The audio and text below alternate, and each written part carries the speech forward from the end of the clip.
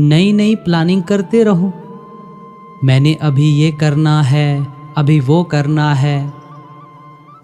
आज का इंसान सुबह उठता है तो उसकी सोच शुरू हो जाती है, अब मुझे ये बिजनेस शुरू करना है, अब मुझे एक घर और बनाना है, अब मुझे विदेश जाना है। एक के बाद एक इच्छाओं की लिस्ट।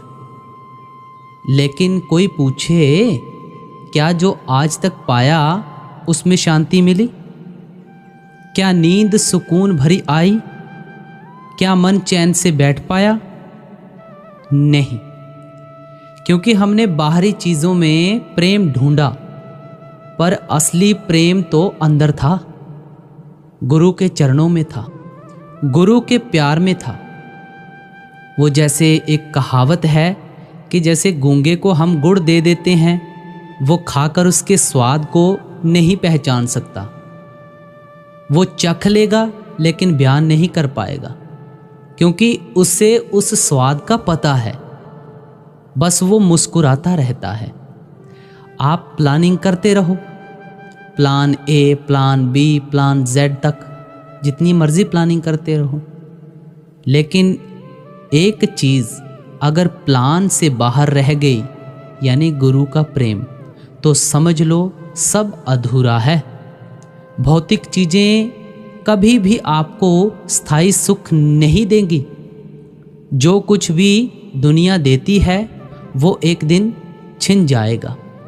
नाम, शोहरत, पैसा, रिश्ते, शरीर सब बदलते हैं, मिटते हैं, पर एक चीज़ है जो कभी नहीं बदलती, गुरु की कृपा, गुरु का प्रेम। गुरु वह दरिया है जिसमें एक बार डूब गए तो जीवन के सारे ताप, सारे सवाल, सारे डर सब बह जाते हैं। जब तक मन दुनिया की तरफ दौड़ता रहेगा, हम भटकते रहेंगे। और जब एक बार मन गुरु की तरफ मुड़ गया, तब सारा जीवन सरल हो जाता है। गुरु के प्रेम में कोई प्लानिंग नहीं होती, बस समर्पण होता है। गुरु के प्रेम में कोई डेडलाइन नहीं होती, बस धैर्य होता है। गुरु के प्रेम में कोई डर नहीं होता, बस भरोसा होता है। जीवन की सबसे बड़ी योजना यही होनी चाहिए, कैसे मैं अपने गुरु के प्रेम में स्थिर हो जाऊं। बाकी सब योजनाएं मिट जाएंगी, पर गुरु का प्रेम अमिट है, यानी कभी नहीं मिट सकता। जिसे गुरु मिल गया उसे सब मिल गया, और जिसने गुरु को खो दिया वह सब कुछ पाकर भी खो गया। गुरु प्यारी साध संगत जी, आज का सारा सत्संग इन्हीं विषयों पर आधारित सत्संग है। बड़े ही प्रेम भाव के साथ एक एक लफ्ज़ को आप अपने हृदय में धारण करें और प्रेम भाव के साथ इस सत्संग को श्रवण करें। गुरु प्यारे परम सत्कार योग साध संगत जियो, आप जी सभी को प्यार भरी राधा स्वामी जी। गुरुमुख प्यारी साची नमाजी साध संगत जियो, आज का सत्संग 5वीं पातशाही श्री गुरु अर्जुन देव जी महाराज जी की वाणी में से हो रहा है। प्यारी साध संगत जियो, आप जी से विनम्र बेनती है कि देखो, सत्संग तो हम हर रोज़ सुनते हैं, लेकिन एक बात हमने अपने दिमाग में रखनी है कि जब भी हम सत्संग सुनते हैं तो सत्संग को हमने ना बड़े ही ध्यानपूर्वक एकांत में बैठ के सुनना है, या बिल्कुल शांति वाली जगह में बैठ जाएं। बड़े ही ध्यानपूर्वक एक एक लफ्ज़ आप अपने दिमाग में बिठाएं कि हमें सतगुरु महाराज क्या क्या उपदेश करते हैं। और हमारी जो दिनचर्या है, दिनचर्या में हम जब सत्संग से शुरुआत करते हैं, वैसे तो सबसे पहले शुरुआत हमने अपने भजन सिमरन से करनी चाहिए। जब हम अपनी दिनचर्या भजन सिमरन से शुरू करते हैं तो हमारे शरीर के अंदर एक अलग ही एनर्जी होती है और पूरा दिन हम एनर्जेटिक फील करते हैं अपने आप में। तो प्यारी साध संगत जी, इसीलिए आप सभी से हर बार विनम्र बेनतियां की जाती हैं कि प्यारी साध संगत जियो, जब भी आप सत्संग सुनते हैं तो सत्संग को कृपया आप पूरा ध्यानपूर्वक सुना करें। तो आज का सत्संग 5वीं पातशाही श्री गुरु अर्जुन देव जी महाराज जी की वाणी में से ले रहे हैं और सत्संग के वचन हैं, किन विद कुशल होत मेरे पाई, क्यों पाइये मेरे राम सहाई। अब देखो, बड़े ही प्यार के साथ सत्संग को शुरू करते हुए कहते हैं कि यह 5वीं पातशाही श्री गुरु अर्जुन देव जी महाराज जी का शब्द है, हमें समझा रहे हैं। और देखो, सबसे पहले ना सत्संग की शुरुआत को करते हुए एक कहानी के ऊपर आते हैं, जो पहली पातशाही जी की कहानी है। पहली पातशाही जी ने जब देखा कि लोग सूरज को कैसे पानी देने पे लगे हुए हैं, नदी में से पानी उठाते हैं और सूर्य को चढ़ा रहे हैं, वहाँ तक पानी पहुँचाने की कोशिश कर रहे हैं, तो पहली पातशाही जी ने भी पानी को उठाकर करतारपुर की तरफ फेंकना शुरू कर दिया। अब देखो, जब करतारपुर की तरफ उन्होंने पानी फेंकना शुरू किया तो साथ में जो सूरज की तरफ पानी दे रहे थे, उन्होंने देखा ये संत महापुरुष क्या कर रहे हैं, अपनी उल्टी साइड में पानी फेंक रहे हैं। तो उन्होंने पहली पातशाही जी से जाकर पूछा कि संतो, आप हमें ये बताएं कि आप इधर पानी क्यों फेंक रहे हैं। तो पहली पातशाही जी ने कहा कि मैं अपने करतारपुर की तरफ खेतों को पानी दे रहा हूँ। तो जो साथ वाले थे उन्होंने पूछा कि ये कैसे संभव हो सकता है, यहाँ से तो करतारपुर बहुत दूर है और आप उल्टी दिशा में पानी फेंके जा रहे हैं, पानी तो आपका 2 किलोमीटर तक दूर भी नहीं जाएगा, तो आप करतारपुर की बात कर रहे हैं। तो पहली पातशाही जी ने यहाँ से तुक निकाला कि देखो, अगर मेरा पानी करतारपुर की तरफ नहीं जा सकता है तो आप मुझे ये बताएं कि जो आप पानी सूर्य की तरफ भेजने की कोशिश कर रहे हैं, सूरज तो हजारों लाखों किलोमीटर दूर है, तो आप ये बताएं कि आपका पानी वहाँ तक पहुँच जाएगा। ये कहानी बहुत ज़्यादा प्रचलित कहानियाँ हैं, इसीलिए यहाँ से शुरुआत की। देखो, एक ऐसा ही वाक़या पहली पातशाही जी का मुसलमान भाई साहबों के साथ हुआ कि जब वो मक्का मदीना गए तो उन्होंने खुदा के घर की तरफ पैर किया हुआ था।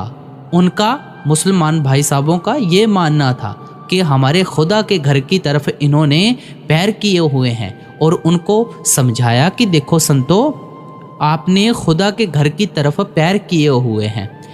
लेकिन जब पहली पातशाही जी ने अपने पैर घुमाए तो खुदा का घर उधर ही हो गया, और जब जैसे जैसे वो अपना पैर घुमाते गए, खुदा का घर उधर की तरफ ही होता गया।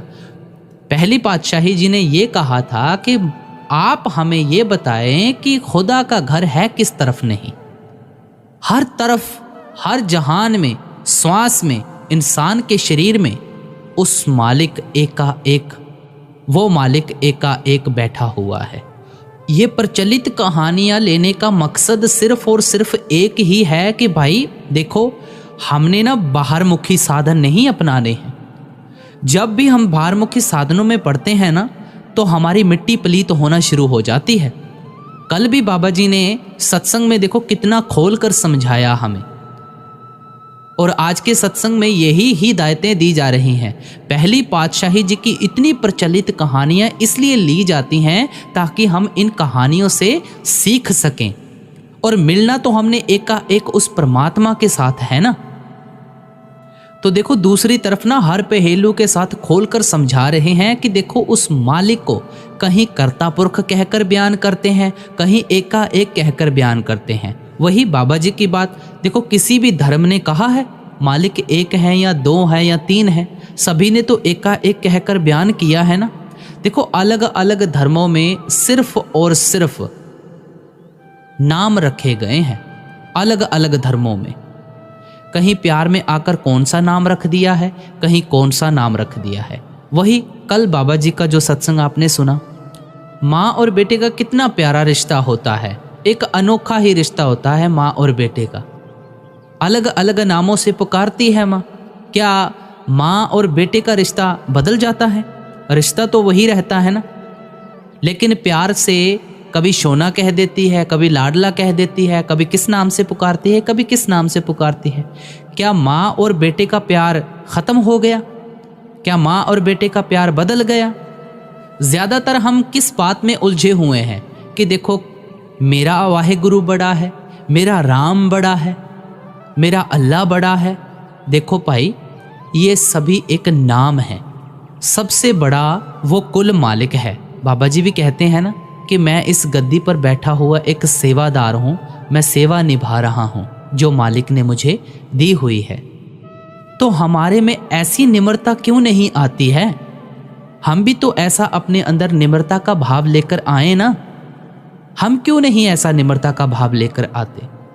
जब हमारे मन में ऐसा निम्रता का भाव आएगा तो हमारी यहां भी बात बनेगी और वहां भी बात बनेगी। हजारों लाखों बार हम पूछने की कोशिश करते हैं कि देखो मालिक का रंग क्या है, मालिक का रूप क्या है, मालिक दिखता कैसा है।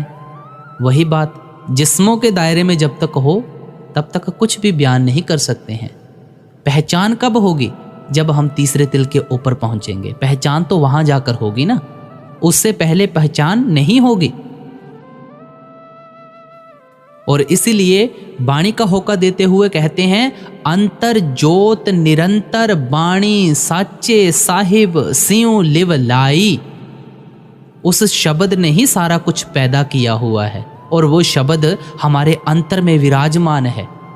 हमने उस शब्द के साथ जुड़ना है।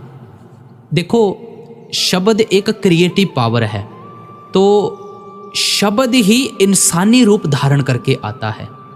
और एक सच्चा सतगुरु जब हमें मिलता है वो शब्द स्वरूप होता है। जब पूरा सतगुरु मिलता है वो हमें शब्द का भेद बताता है और हमें रास्ता बताता है कि हमने इस रास्ते से अपनी मंजिल मकसूद तक पहुंचना है। उस तीसरे तिल तक पहुंचकर अपने अंदर पहचान करनी है। और पहचान क्या करनी है कि शब्द भी आपके अंदर है, जो खंड ब्रह्मांड है सब आपके अंदर है। और संतों महापुरुषों का सिर्फ और सिर्फ एक ही उपदेश होता है कि असल की पहचान कराना, सच के साथ जोड़ना। इस जहान में देखो कोई भी सुखी नहीं है। मैं सुखी हो जाऊं या कोई और इतना सुखी कैसे हो सकता है, मैं क्यों नहीं सुखी हूं? तो भाई नानक जी ने पहले ही वाणी में स्पष्टीकरण कर दिया है, नानक दुखिया सब संसार। बाबा जी भी कहते हैं, भरे पंडाल में कह देते हैं स्टेज पर से ही, जब कोई ऐसा सवाल करता है कि बाबा जी मैं बहुत दुखी हूँ, बाबा जी मुझे कष्टों ने घेर रखा है, तो बाबा जी अक्सर फरमाते हैं कि नानक दुखिया सब संसार। मुझे ये बताओ कि यहाँ पर है कौन है सुखी? किसी न किसी को हर कोई दुख खा ही रहा है। किसी को धन का दुख खा रहा है, किसी को लाल नहीं हो रहा है यानी बच्चा नहीं हो रहा है, किसी को किसी चीज़ ने तंग किया हुआ है, किसी को किसी चीज़ ने तंग किया। कोई सड़कों पर भूखे सो रहे हैं, कोई अपने बेरोजगारी के हाथों तंग है। कहने का भाव ये है कोई ना कोई, हर कोई यहाँ इस संसार में दुखी ही बैठा है। हमें इस बात को अपने दिमाग में बिठा लेना है कि कोई भी इस संसार में सुखी नहीं है। हम किसी की तरफ देखते हैं कि उसके पास गाड़ी है, बंगला है, मेरे पास कुछ नहीं है। सुखी तो भाई वही है। कौन है? जिसने नाम की लज्जत ली है, अपने अंदर से उस कुल मालिक के दर्शन किए हैं। सुखी तो वही है। बाकी तो भाई नानक जी ने पहले ही वाणी में क्लियर कर दिया है कि नानक दुखिया सब संसार। हम जो भी इस जहान में आकर बीज बोते हैं, फसल काटने के वही उसी चीज़ के हकदार होते हैं। अगर हम सोचें कि हमने आम का पेड़ बोया है और आमले इकट्ठे करने हैं, या आमले का पेड़ बोया है तो हमने अंगूर इकट्ठे करने हैं, तो भाई ऐसा नहीं हो सकता है। आमले अगर उगाए हैं तो आपको आमले ही मिलेंगे। अगर मिर्च का पौधा बोया है तो आपको मिर्च की फसल ही काटनी पड़ेगी। इसलिए इस जहान में आकर जो जो आप कर्म करते जाएंगे, उन कर्मों का नतीजा आप साथों साथ ही भुगतते जाएंगे। हमने इस बात को अपने पल्ले बांधना है। हर बार समझाया जाता है, अगर सच्चा सुख और सच्ची शांति चाहते हो तो संतों की शरण में चले जाओ। वहाँ पर आपको जो जो तरीका और साधन समझाते हैं उसके मुताबिक अपनी मंजिल मकसूद तक पहुँचने की कोशिश करो। जो सब सुख दाता राम है, दूसर नाहे कोई। हम अपनी अकल के मुताबिक जो जो भी कर रहे हैं ना, हमें इसका कुछ नहीं पता लगने वाला, उल्टा बोझ हमारे सिर पे चढ़ेगा। अपनी अकल के मुताबिक हमने काम नहीं करना है। जो हमें संत सतगुरु समझाते हैं उन तरीकों से हमने उनकी बताए हुए मार्ग के ऊपर उनके हुक्म में रहकर अपनी मंजिल मकसूद तक पहुंचने की कोशिश करनी है, अपनी अकल के मुताबिक नहीं। जो मर्जी करते रहो, लेकिन मिलेगा वही जो आपने किया होगा। क्योंकि देखो, अगर आप मेहनत करेंगे तभी तो तनख्वाह के आप हकदार होंगे। अगर आप मेहनत ही नहीं करेंगे तो तनख्वाह आपको कैसे मिल सकेगी? इस बात को पल्ले बांध लो कि जो मिलेगा करनी का मिलेगा। कल भी बाबा जी ने इसी के ऊपर जोर दिया कि जो मिलेगा करनी का मिलेगा। करनी जब तक नहीं करोगे तो भाई हाथ खाली का खाली ही रहेगा। अब देखो, जो होगा वो तो उसकी मर्जी से होगा, आपकी मर्जी से कुछ नहीं होगा। आप चाहे लाखों बार सोचते रहो, आप चाहे लाखों प्लानिंगें बना लो। बाबा जी कहते हैं ना, एक सवाल जवाब हुआ था, किसी ने सवाल किया था, वो खैर सवाल तो पूरा प्रॉपर नहीं पता है, लेकिन उसका जवाब बाबा जी ने ये कहा था कि ओ भाई छड्डो प्लानिंगा, जदों भी तुहाडे मन दे विच प्लानिंग आंदी है उठ के बह जाओ, क्योंकि होना तो उसकी मर्जी से है। मैं चाहे लाख सोचता रहूं, लाख प्लानिंगें बना लूं, मैंने कल को यहाँ जाना है, परसों को यहाँ जाना है, या मैंने ये काम करना है, वो काम करना है। ओ भाई, तेरे अंदर से श्वास निकल गए, तेरी सारी प्लानिंगें धरी की धरी रह जाएंगी। कौन सी प्लानिंगें बना रहा है? कभी भी जिंदगी में प्लानिंग बनानी है तो सिर्फ मालिक की बनानी है कि हमने मालिक के साथ मिलना है। हे मेरे मालिक, अंदर से दर्शन दे दे और अपने साथ मिला ले। बाकी किन्हीं भी चीज़ों की आप प्लानिंग करते रहो, कुछ हाथ पल्ले नहीं पड़ने वाला है। जिन रिश्तेदारों को आप अपना अपना कहते हैं, अगर थोड़ी सी भी खटपटी पैदा हो जाए वही आपके दुश्मन बन जाते हैं। अब देखो, एक बड़ा सुंदर मिसाल देते हैं, हर बार सत्संग में देते हैं मिसाल। कैसे कि देखो, जब हमारे लाइफ पार्टनर के साथ हमारा ब्याह होना होता है, यानी शादी होनी होती है, अगर उसी के साथ हमारी थोड़ी सी बहस हो जाए तो वही हमारी दुश्मन बन जाती है। थोड़ी सी रिश्ते में खटास पैदा हो जाए, तलाक तक बात चली जाती है। ना जाने कहीं कहीं कोर्ट कचहरियों के चक्कर लगाने पड़ते हैं। अब देखो, ये बात हमारे ऊपर लागू होती है कि हम किस चीज़ का मान कर रहे हैं। क्या रिश्तेदारों का मान कर रहे हैं? क्या अपनी धन दौलत का मान कर रहे हैं? ओ भाई, किस चीज का मान है आपको? मान करना है उस कुल मालिक का करो जो सदा हमारे साथ रहेगा, जिसने यहां भी हमारा साथ निभाना है और वहां भी हमारा साथ निभाना है। बाबा जी भी कहते हैं ना, बड़े ज़्यादा भावुक होते हैं जब हुजूर जी को याद करते हैं कि भाई 40 साल हमें हुजूर जी ने क्या समझाया। बस यही बात समझाई ना कि नाम की कमाई कैसे करनी है, बाकी तो सब प्लानिंगें यहाँ की धरी रह जाएंगी। क्या पल्ले आएगा जो नाम की कमाई की होगी? नानक के घर केवल नाम निधान, एको नाम हुक्म है नानक सतगुर दिया बुझाई जियो।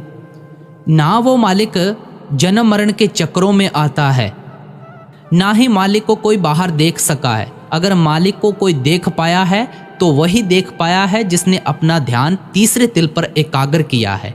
दूसरी तरफ हमें समझाते हैं कि देखो, हमने भक्ति करनी किसकी है? उस एक कुल मालिक की करनी है जो हमारे तीसरे तिल के ऊपर हमेशा 24 घंटे विराजमान है। हम जिसकी भी भक्ति करते हैं उसी का रूप हो जाते हैं। बड़ा सुंदर मिसाल लेते हैं कि देखो, कोई लोहा होता है, जब हम उसे भट्टी में डालते हैं तो कैसे वो भट्टी में जाकर उसी का रंग हो जाता है, यानी लाल हो जाता है।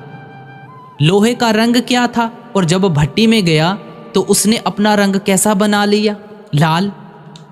तो भाई इसी तरह जब हम किसी की भक्ति करते हैं ना, जब हम सही साधन अपनाएंगे भक्ति का तो उसी का रूप हो जाएंगे।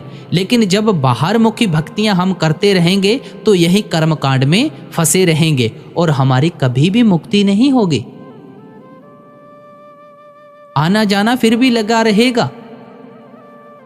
अब समझाते हैं कि देखो, जो सच जानता है, जिसको एक्चुअल में पता है कि सच है क्या है, अगर उसके पास हम जाएंगे वो हमें शब्द का भेद दे सकेगा कि भाई नाम की कमाई तूने ऐसे ऐसे करनी है, मालिक के साथ ऐसे तेरा मिलाप होगा। जो शब्द का भेद जानता ही नहीं है वो हमें मालिक के साथ कैसे मिला सकता है। बात ये याद रखनी है कि जो शब्द और नाम का भेद जानता है हमने उसी के साथ जाकर मिलना है और उसी से असली और सच्चा सुच्चा ज्ञान लेना है। अब दूसरी तरफ समझाते हैं कि देखो, हम सोचते हैं ना कि हमने घर डाल लिया और घर में हमने ये बेडरूम रख लिया, ये किचन रख लिया, ये हमने ड्राइंग रूम बना लिया, ये कौन सा रूम बना लिया, फलाना बना लिया, ढिमकाना बना लिया। भाई ये आपके बेडरूम भी यहीं रहेंगे और किचन भी यहीं रहेगा, सब कुछ आपके ओहदे जो भी हैं सब कुछ यहीं रहेंगे। आप ये बात बताएं कि कभी ये किसी के बने हैं या किसी के साथ गए हैं? धन दौलत प्रॉपर्टी घर बार लाल बच्चे बेटे बेटियां जो भी हैं कभी आपके साथ गए हैं? आपके साथ क्या जाएगा? और तो और क्या जाएगा आपके साथ? आपका शरीर तक जिसमें आपने इतने साल बिताए हैं वो शरीर ही आपके साथ नहीं जाएगा। तो किस चीज के ऊपर आपको मान है? क्या रिश्तेदारों के ऊपर? वो आपका साथ निभाएंगे? थोड़ी सी खटपटी पैदा हो जाए वो तो दुश्मन बन जाते हैं। धन सदा आपके पास रहेगा नहीं। वो कहते हैं ना कि पैसा तो हाथों की मैल होती है, कभी एक हाथ में कभी दूसरे हाथ में। बात यह है कि ना हमने धन दौलत के साथ जुड़कर रहना है, ना घर बार के साथ जुड़कर रहना है।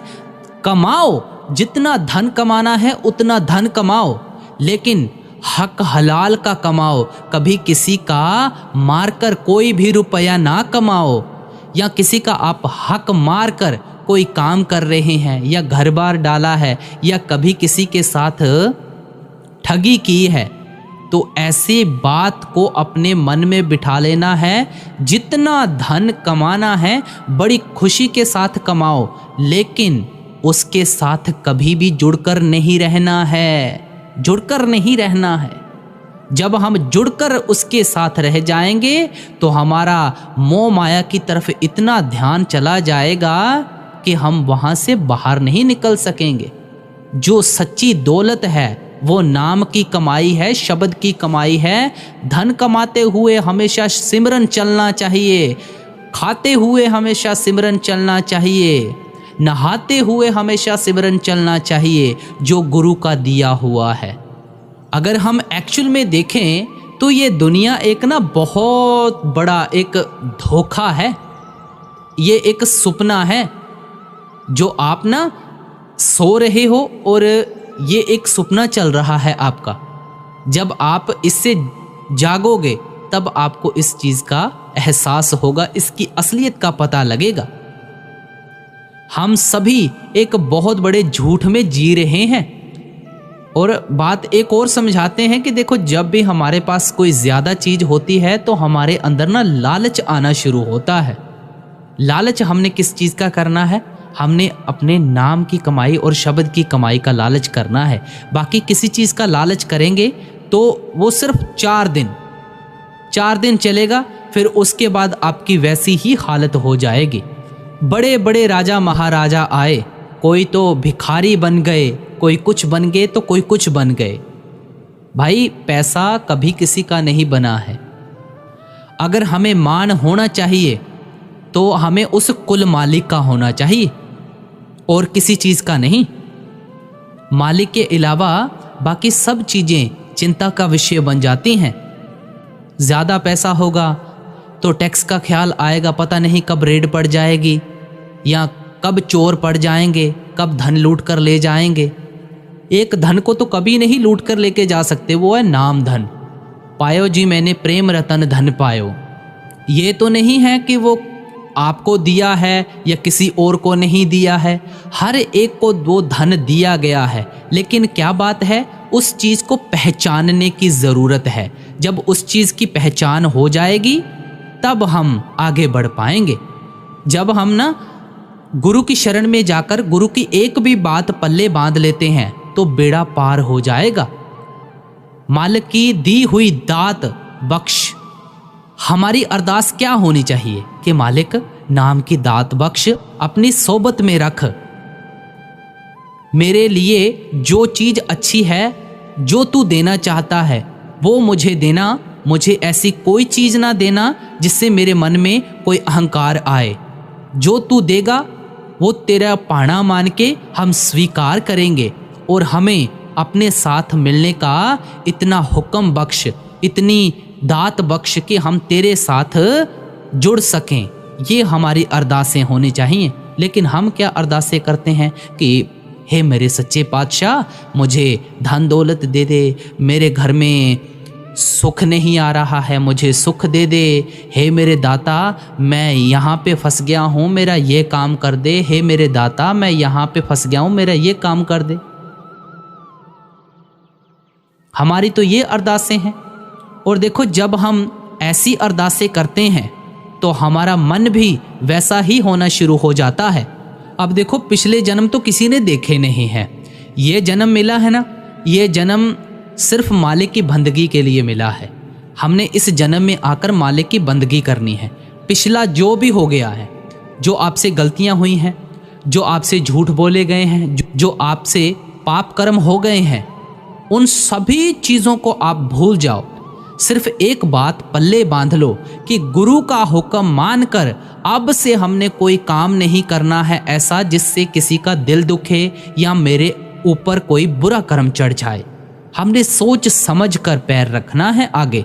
हम उसकी दी हुई दात को अपना अपना कहते हैं कि ये मैंने बनाया है, ये मेरा है, मेरा है। तो पहली पातशाही ने जब गिनती शुरू की थी 10, 11, 12, 13, तो 13 ही तोला था। तो देखो, पहली पातशाही जी ने 13 तोला था, अपनी मेरा मेरा में फंसे हुए हैं। हम ऐसा कभी ना सोचें कि ये मेरा है, जो दिया है मालिक तूने दिया है, उसका शुक्र गुजार करो, उसके हुक्म में रहो, उसके भाने में रहो। हौमे की बीमारी से जूझ कौन नहीं रहा है? हौमे की बीमारी से तो ये सारा संसार जूझ रहा है। हमने अपने गले में फहा खुद डाला हुआ है। जब हम मेरा मेरा कहना शुरू कर देते हैं ना, तो ये हमारे गले में एक बहुत बड़ा फाहा है जो हम इस चीज़ से छूट नहीं सकते हैं। जब हमारे अंदर निम्रता का भाव आएगा, हम सेवा में लगेंगे, सच्ची सेवा में लगेंगे, भजन बंदगी में लगेंगे, अच्छे इंसान बनेंगे, तब ये हमारे गले से फाहा निकलेगा। उससे पहले अगर आप सोचें कि हमारे गले से ये फाहा निकल जाए तो ऐसा नहीं हो सकेगा।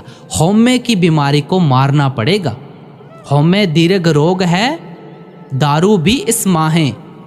हमारे अंदर ऐसा निम्रता का भाव होना चाहिए, ऐसा निम्रता का भाव होना चाहिए कि हम हर किसी के आगे झुक सकें। हमें कोई गालियां भी निकालता रहे, हम उसके आगे भी हाथ जोड़ दें कि भाई तू सही है, मैं गलत हूँ। ऐसा हमारे अंदर निम्रता का भाव होना चाहिए। लेकिन बाबा जी कहते हैं ना, कोई गालियां निकालता रहे और आपके अंदर इतनी ताकत होनी चाहिए कि आप चुपचाप वहां से चले जाएं। लेकिन इतनी ताकत हमारे अंदर आती नहीं है। जब हमारे अंदर ऐसा निम्रता का भाव होगा तब जाके कहीं हमें मालिक मिलेगा।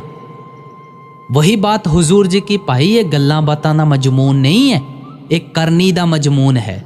यानी कि ये बातों का मजमून नहीं है भाई, जो मिलेगा करनी का मिलेगा। जब तक करनी में जाहिर नहीं होगा तब तक चाहे जो मर्जी करते रहो, कुछ हाथ पल्ले नहीं पड़ने वाला है। पाणा मन सदा सुख होई। तो आज का सत्संग ये यहाँ पर समाप्त होता है। तो गुरमुख प्यारी साची नवाजी साध संगत को प्यार भरा राधा स्वामी जी।